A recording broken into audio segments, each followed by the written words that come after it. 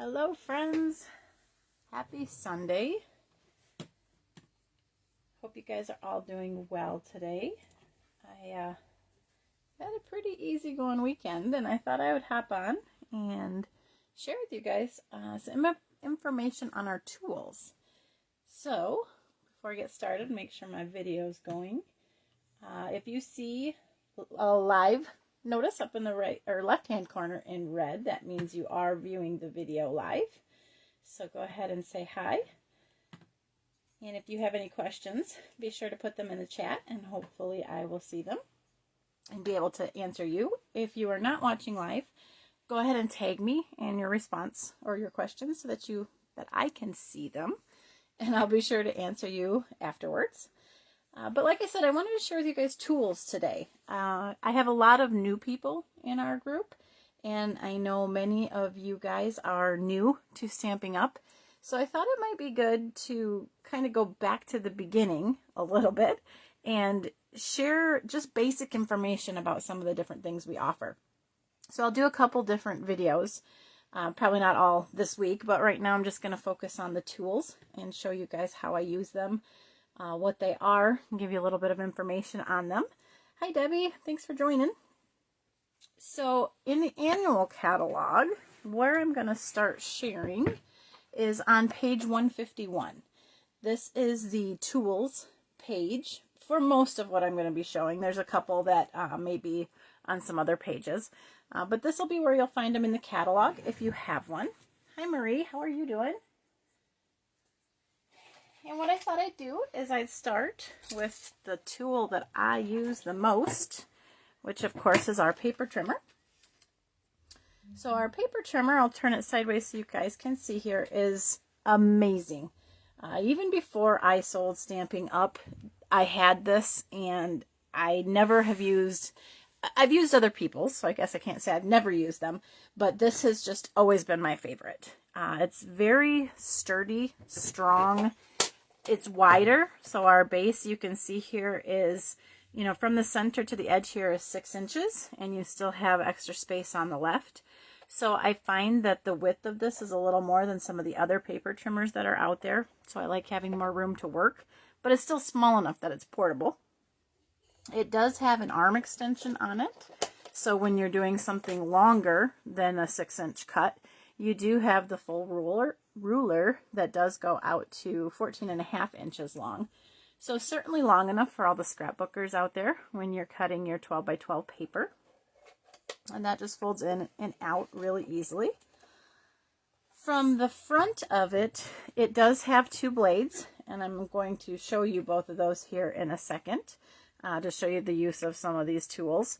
But it's got, just the plastic arm that lifts up. It does have a little raised lip here that you can hang on to hold it down when you're cutting so your paper doesn't slide. And then you'll notice there's 2 blades. The darker blade is the actual cutting blade. And then there's a second blade, which is a lighter color gray. This is your scoring blade. So in a second, I'm going to use both of those. But first, I'm going to flip it over and show you a couple other features here that I think are neat. Number one, it has grippy feet. I don't know the right words to say for it, but they're little rubber feet that hold it sturdy and strong and in place on your table. So it doesn't slide around easy, which I really like. But the other feature this has is it has a little plastic case where you can store some smaller things that you may travel with if you're going to a crop or a crafting event. It's also a good place to store extra blades. So you can purchase an extra cutting blade and scoring blade if you wanted to, and you can put them in the little case there, and it keeps it all together so you don't lose the pieces that go with it.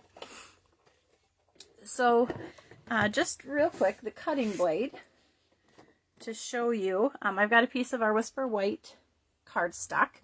Our cardstock is very sturdy, very thick cardstock. So you want to have a blade that's going to cut through it pretty easily, and this certainly does. Most of you know that for a standard card base, it's 5.5 is where we cut an 8.5 by 11 sheet in half. So just to show you how easy this is when you're doing cards, you cut your paper in half. I don't put a whole lot of pressure, and the blade cuts through very easily. No jagged edges. Really, really easy to slide the blade through. But then if this was truly going to be my card base, I can flip it over, and at 4 1/4, if I line it up, I also have my scoring blade. Now, the one thing I'll say about the scoring blade is when using it on the cardstock, because the paper is thicker, you can put some good pressure on and you're okay. But if you're using our DSP, the Designer Series paper, it's thinner. So if you're using this tool to score, just be cautious. Don't push too hard, because that paper is thinner and it can rip because it is a thinner paper. But on cardstock, you know, you can put a little bit more pressure if you want to. I did not put too much on there, just slightly. And you'll see I end up with my nice little crease to be able to fold this for a card. Now, before I fold this, we do have another option for scoring. I don't know you guys will be able to see all of this, so I'll just show it like this in the video. This is our Simply Scored scoring tool. So this is $30. You'll see it has 2 rulers, one on each side, depending on how you're measuring your paper. And it will definitely fit a 12 by 12 sheet of paper. And up front, we have the little scoring tool. So this can be used to do the same thing as the cutter. So I'll just show you this real quick. So I have that other piece of paper, and if I do the same sort of activity, if I need to cut or score this at 4 1/4, you'll take the end, the tip of the pen, you'll put it at 4 1/4, and there's a crease in the board that you just slide down, and you'll end up with a perfectly straight line. Very, I'd say normal pressure. I didn't push too hard, not too light, and you end up with a nice crease this way as well. Now, I personally prefer this scoreboard, and the reason is because I can do all my scoring at the same time. Now, you could do this on the cutter if you don't want multiple tools. You can certainly just use the score, you know, the score blade like I just showed. But the reason I like this is because many times I'm doing more of a fancy fold card, and I want to score it multiple times. So say you need to score this paper every 2 inches, it's very easy to just slide down and do your scores at every part that you need to do it on. Secondly, the thing I really like about this board is it's one of the only boards out there that go to the 1/8 inch mark. So if you are looking at scoreboards, you want to make sure you can at least get to the 1/8 inch, because there are a lot of cards out there that require scoring at that measurement. So this is just one option. Like I said, you can certainly use the scoring blade on the cutter as well and do the same thing. So it's just a preference. And this one, if we were going to score at every, you know, inch or 2 inch, like I mentioned, you'll just put it at 2 inch, you'd score it, you'd slide it down to 4 inch and score it. So you can see you can do the same thing. So it depends on if you're a tool person and want them all like me, or if you just prefer to have the one, you know, easy, simple, all right there, easy to use. So that is our paper trimmer. I don't know if I mentioned it's $25. I think the price point is perfect. The quality is just really good. You wouldn't be disappointed with this cutter. Those are the first 2 tools. The next one I'm going to show you, using this same piece of paper we have here, is our bone folder. This is a tool that I didn't think I needed. And in fact, for a very long time, I did not own one. Now I wish I would have known about them a long time ago. So a bone folder helps you crease paper. So if I take this piece of paper that we just scored for our card base, I'm going to fold it in half just with my hand. I run my finger over it, and you'll notice that the card is at probably a 45-degree angle. It is not flat to the table. Doesn't matter how many times I push that down, it's still open and not completely flat. So what the bone folder does for you is you just take it in your hand, you use one of the edges, you gently apply pressure. I do down one and back like you just saw, and now this card is perfectly flat. It is an amazing tool so that your cards don't pop open, and they're a little bit easier to squeeze into that envelope. This works on all kinds of creases, so if you're doing a box, for example, and you have all the different folds you have to do, fold them with your fingers, get everything built the way you want, and then use the bone folder afterwards to press it down. You won't regret having that tool if you're a card maker. So the bone folder is $7 for that item. Let's see, our next tool, I will talk a minute about our Stampin' Pierce mat. So this mat is $5. It's a really thick piece of foam. I'm not sure if you can, a little bit bigger than 1/4 of an inch maybe. Very sturdy. It's not extremely bendable, very thick. This mat has 2 uses. Number 1, if you're piercing holes in any paper, this is a good thing to have underneath because your piercing tool can go right through that foam and, not poke into anything else you have below. But what I prefer to use it for is stamping. I have found that when I am doing a stamp, I get a better solid image if I have something underneath. So if I were to just stamp on this table, I find that, maybe I'm not good enough with stamps yet. And that's okay. We're all at different levels. But I just don't get as solid of lines, and some spots can be missed if I do it on a flat, hard surface. So the foam underneath actually it gives a little bit of give for the paper, so that when you stamp on it, it kind of gives in and lets the stamp fully put the impression on the paper and transfer the ink to it. So for the next tool I'm going to show you, I'll keep this foam mat here, but it's another one that I definitely recommend if you're doing a lot of stamping. And then the next item is, it's called the Simple Chamois. Now, you'll see mine is very, very dirty. That's because I use it all the time. Our Simple Chamois is just you can see the normal color is a light lavender color here. And this is a piece of rubber foamy material. I don't quite know how to describe it. But this comes by itself, just the chamois. And the chamois alone is $8. And what I recommend is putting it inside a clear stamp case. So whether you have some of your own, they're all standard size. Otherwise, we do sell the empty stamp cases as well. For a pack of 4, they are $8. And what I do is when I get this wet, so you'll take it and you'll completely soak the whole thing. So I have done that prior to the start of this video. And you'll just squeeze the water out so it's left damp. So, I'm not getting water on my hands. It's not that wet. But it is wet. There is liquid in it. So I store that in the stamp case, and what that allows is for that moisture, so you see that all over the stamp case, the moisture stays in the stamp case, and I can go a week, sometimes maybe even 2 weeks before I have to get this wet again. So the case just keeps all of that in, and it's a nice storage case so that when I set it off to the side, I'm not getting paper and everything else around wet. So for the chamois, I will say that when I started stamping, I didn't believe that just a little piece of foam with some water would clean my stamps very good.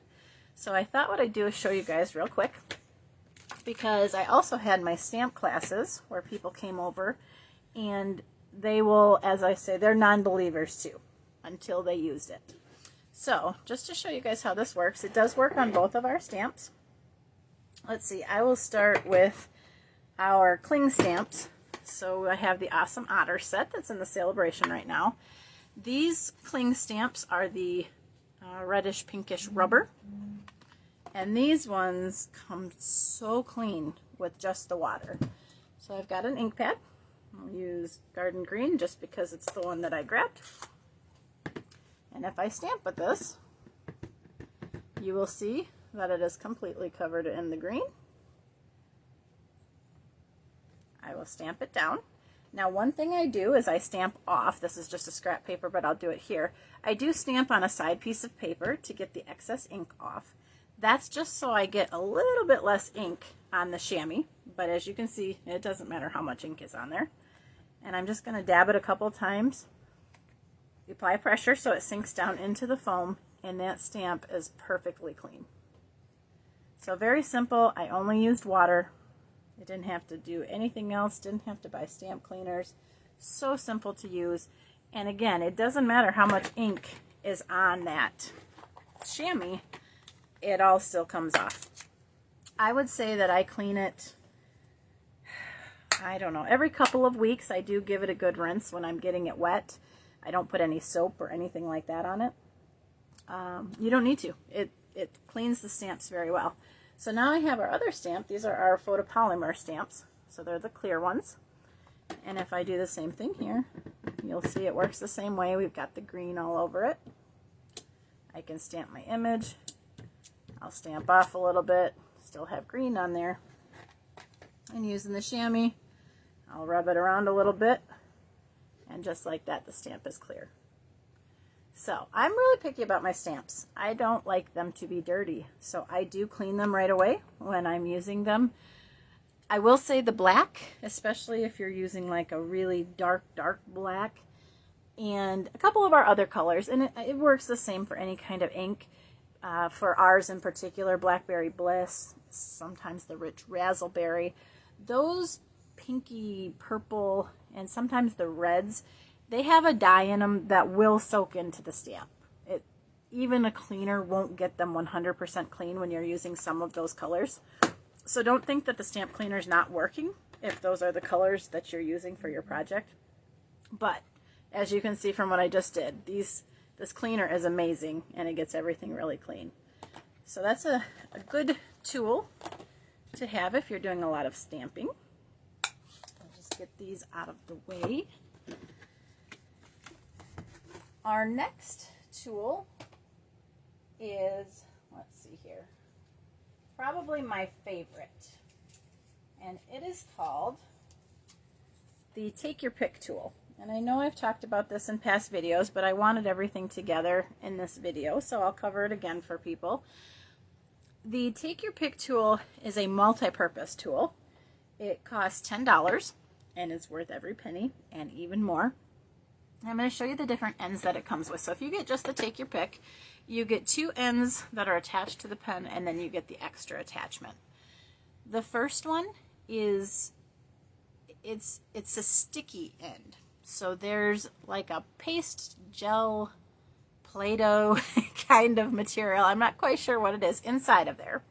And what that's good for is dabbing. So if you're trying to pick up something, you just dab the end on and it will pick it up. So where this comes in really handy is when you're using sequins or something really tiny that it's difficult to pick up with your fingers. That end is going to do that for you and allow you to place it over onto your project where you want it to be. It does come with refills, so those are out in the catalog as well, but I have used this one for a very long time and haven't needed to replace it yet. So you can get just the pen itself and get a lot of life out of it before you need a refill on that. Now on the other end, we have a piercing tool, so it's a very sharp, pokey end. And my favorite part of this tool is if you spin this off and turn it the other way, we have the spatula. I use this on everything. It is my favorite. I will use it to pick things up, just like the sticky putty end. I will use it to take embellishments. So we have our brass butterflies. I'll scoop that off and then use that to put it back onto my project where I want it to go. If I have something I want to scrape at, I'll use that to kind of dig at it. There are just so many uses for that end alone. So very neat. And then if you want to take it all the way off, I'm not sure what this end is called, but they have little balls on the end of them. And what these are used for is when you need to add effects to whatever it is that you're designing. For example, if you're doing a flower and you want it to have 3D dimensional look and curl up the petals of that flower, you would take this and you'd rub it in circles onto that flower on the petal, and it will actually curl up the leaves so that it gives it that dimensional look. Each side is 2 different sizes to give you a different look depending on how much you want things to curl up and whatnot. But another neat tool that just easily slides on and off of the Take Your Pick. This is one that I definitely recommend that people have. It's something that's always on my table because I am using it that much when I'm doing projects, whether it's scrapbooking or card making. The last tool that I have here is kind of a companion of our Take Your Pick. So this is called the Take Your Pick Die Brush Tip. What this is for is a couple different things. Again, I think you guys have seen me use this on my videos, especially when I use my detailed butterfly dies. But what this brush is, I took the wrong end off. If we take the putty end of this off, they just unscrew, come off really easily. This end screws right onto the end of the Take Your Pick, and you end up with a little brush. And what this is used for, so I have the tropical layer dies as an example, is when you have a detailed die with a lot of holes in it. So this isn't too bad, and they're pretty big, but it would still work for this as well. When you die cut your paper and you take it out of the machine, you can end up with little itty bitty pieces of paper stuck in the die or stuck in the actual piece of paper that you cut out. So in this case, if I had the die and I needed to clean it, you would just put it on this foam mat. This is true foam in all sense of the word. It's very light, flimsy foam, but you put that down and you'll take that brush and you'll rub it. And what happens is those bristles come through the holes and it will pop all that paper out for you so that you don't have to. The other thing I like to do, if I have something really stubborn, is either the piercing tool, which is on the other side of the spatula, or the spatula. I'll use that to poke those out so that your die stays clean and you don't leave the paper in there for your next cut. The other thing you can do is when you have the die cut, if you have some stubborn pieces, you can lay the paper on there the same way and rub the brush over the paper as well. And it will take those extra pieces out and make them separate, loose from your main die cut piece. So another really handy tool to have. It's also good if you want to add, again, a little bit of dimension. When you run that brush over it, it does tend to curve the edges a little bit. Certainly if you don't want it that way, you just flatten it back out. But in, you know, the sense where I do butterflies, I think I have one here. You know, when I want these butterflies to have those curved edges, it just makes them stick up a little bit. You can see how the wings are starting to curl up. It makes really good dimension when you're attaching those to something. So just another use for that little brush. This one is $9 and it comes with the brush and 2 foam mats to go with that. So again, all very reasonably priced tools. I find them to be very handy depending on what I'm working on. And I just wanted to cover those with you guys real quick so you could see what all of those are. And again, in our annual catalog, those are mostly on page 151 if you want to check those out. If you have any questions for me, just let me know. I'll be happy to answer them. I appreciate you ladies hanging out with me, checking out the video tonight. I hope you guys have a good evening, and I will talk to you later. Thanks.